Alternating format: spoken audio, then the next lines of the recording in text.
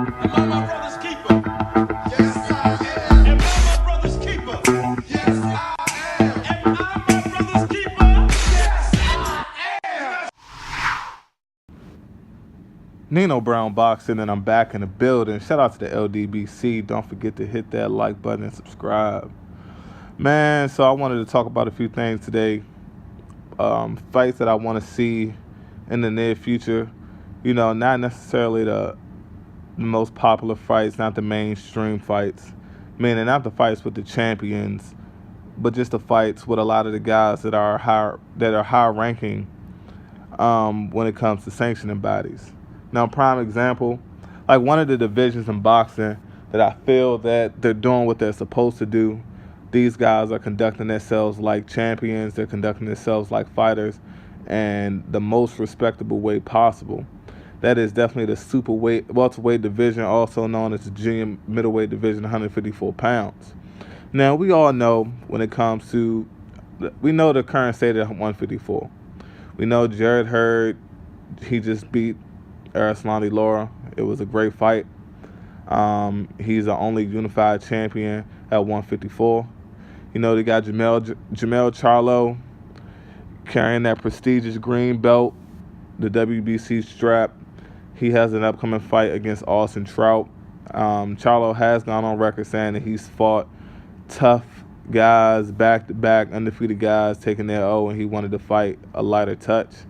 Me, personally, I feel like, even though Austin Trout lost to Jarrett Hurd, and it seemed like, I don't know if a lot of people noticed, but Trout did have a fight in between the Hurd fight, so Trout is currently coming off a victory. He's not coming off a loss. But I feel like Austin Trout could have beat, no, I know for a fact Austin Trout could have beat Charles Hatley, and I feel like Austin Trout could beat Erickson Lubin as well at this point in Erickson Lubin's career. But even though he's coming off a win and that loss to Jarrett Hurd, I feel like it'll still be a pretty good damn fight against Jamel Charlo. And lastly, we have Saddam Ali. You know, he's holding that WBO belt pretty much hostage. He hasn't really gotten into the mix. He hasn't said anything to the other champions. He's over on that Golden Boy side, so we all know how that goes. So, a couple of fights that come through my mind about the guys that are higher ranking in these sanctioning bodies.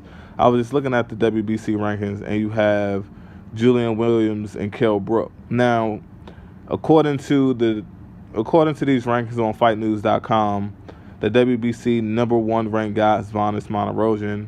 I don't know how long that's been there, but he's ranked number one. Julian Williams, J-Rock is ranked number two, and Kell Brook is ranked number three.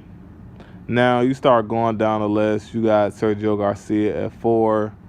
The guy at number 5, I can't even pronounce his name, so the last name is Selecki. And number 6 is Charles Hatley. Number 7 is Erickson Lubin. So, and number 8 is Hami Munguia. That was the guy that Triple G was trying to fight, that young guy from Mexico, I believe. And number 9, you have Austin Trout. And you can keep going on and on down the list. But the fight that I'm thinking is a good fight is J-Rock versus Kell Brook. Now, Kell Brook, you know, I really respect the guy. He definitely has a whole lot of heart. He's been calling out my boy Errol Spence left and right, saying he wants to fight him at 54. But, you know, we all know Kell Brook, he has those eye injuries, and I feel like that's going to be the determining factor in his success going forward in boxing. But looking at it, I feel like Kell Brook versus a J-Rock is a 50-50 fight. I feel like Kell Brook I feel like he would have enough confidence and he would be able to believe that he can defeat J-Rock. Especially because J-Rock got stopped by Jamal Charlo. I feel like Kell Brook would definitely have a lot of confidence going in that fight.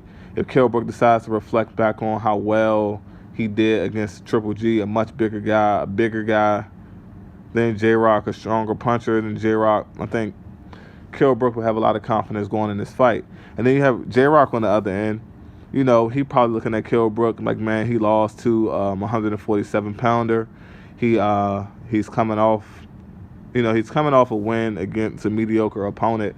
But prior to that win, He was stopped in back-to-back fights. He has injuries to his eyes. So I feel like both guys will have a good amount of confidence going into the fight. And now, to me, that's a fight that can definitely happen. If Kell Brook and Errol Spence happen, Julian Williams and Kell Brook can definitely happen. It would definitely put Julian Williams in a position where he can potentially go overseas and fight in the UK. He can, if he can defeat Kell Brook, he can definitely tap into a new fan base. Or if Kell Brook is going to come over here, either way it goes, I feel like it'll be a great fight. Also, if Kell Brook was to defeat Julian Williams over here, it would definitely put him in a position where, I guess the hype that he got from his previous victory, it would actually start to look somewhat credible if he's able to knock off a guy like Julian Williams. Now, we all know Julian Williams has been stopped, but we have to take into consideration that Kell Brook will be moving up in weight, and this would be a great opportunity for him. I feel like that would be a good fight. I would love to see it.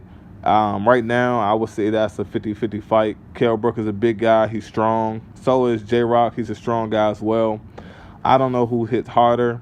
Kell Brook has quit in fights. J-Rock has somewhat of a shaky chin. So I feel like that would be a pretty good damn fight. Let me know what y'all think about it. That's just a matchup that I want to see that doesn't involve any of the champions. This is Nino Brown Boxing. Shout out to the LDBC. Don't forget to hit that like button and subscribe. Peace.